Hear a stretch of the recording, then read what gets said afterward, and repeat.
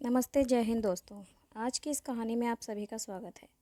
एक ऐसी कहानी जो आपको सोचने पर मजबूर कर देगी। एक लड़का जो सच्चे दिल से मोहब्बत करता है, एक लड़की जिसने दिल में कोई और है और बीच में बस एक अधूरी दुआ।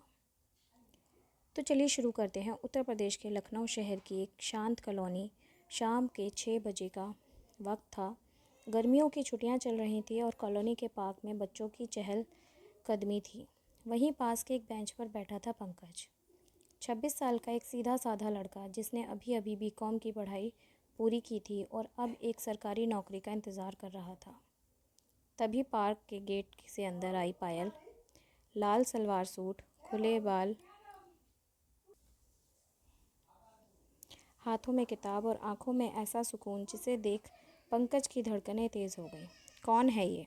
पंकज ने खुद से पूछा। वो रोज़ पार्क नहीं आती थी, लेकिन उस दिन आई और सीधे उसी बेंच पर बैठ गई जहाँ पंकज था। दोनों के बीच एक अनजाना सा मौन था, लेकिन उसी दिन से पंकज की हर शाम उसी बेंच से गुजरने लगी। पंकज ने पायल से बात करने की हिम्मत कई दिन तक नहीं की, तो वो बस दूर से उसे देखता, कभी उसके मुस्कुराने पर खुद भी मुस्कुरा देता। फिर एक दिन बारिश शुरू हो गई और पार्क में सब भागने लगे। पायल की किताबें भीग रही थीं। तभी पंकज दौड़ता हुआ आया और अपनी छतरी उसके ऊपर तान दी। Thank you. पायल मुस्कुराई। आप रोज़ नहीं आती ना यहाँ? पंकज ने पूछा। हाँ, बस कभी कभी पढ़ाई के लिए निकल जाती हूँ। मैं एमबीए कर रही हूँ। बस वो पहली बातचीत धीरे धीरे दोस्ती में बदली। फिर हर रोज़ की मुलाकातों में पंकज को पायल से प्यार हो चुका था।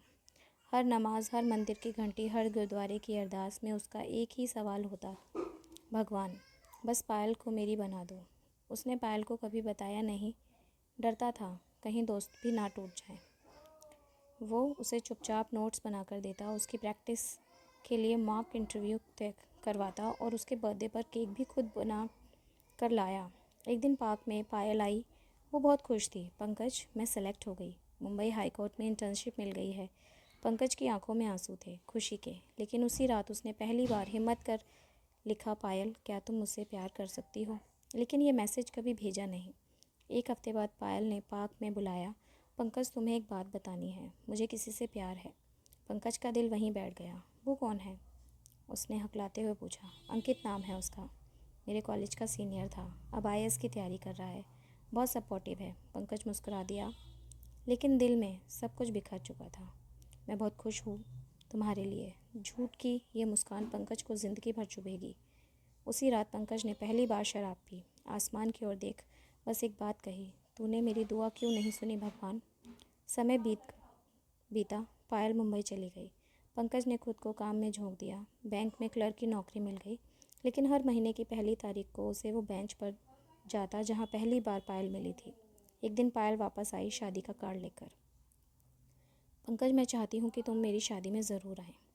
पंकज ने कार्ड लिया, लेकिन आवाज़ में गम छिपा नहीं सका।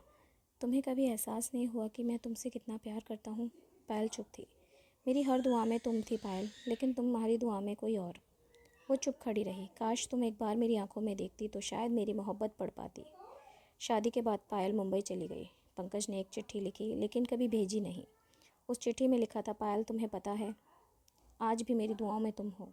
शायद अब तुम्हारे नाम के आगे किसी और का नाम जुड़ गया है, लेकिन मेरे दिल में हमेशा तुम वही पायल रहोगी जिससे मैंने पहली बार में छतरी बांटी थी। मैंने तुम्हें कभी अपनी मोहब्बत नहीं बताई, क्योंकि मैं तुम्हारा मुस्कुराना नहीं खोना चाहता था।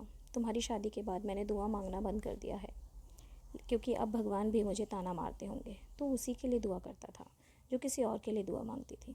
10 साल बाद वही पार्क, वही बेंच।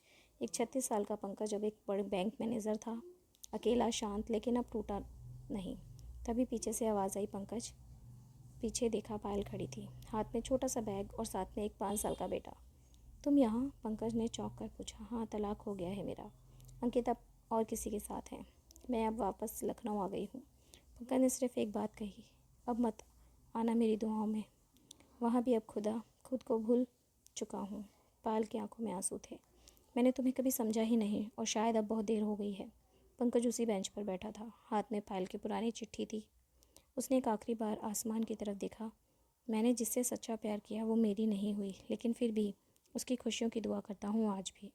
क्योंकि मोहब्बत के बदले की जगह नहीं होती, बस दुआ होती है बिना शर्त के।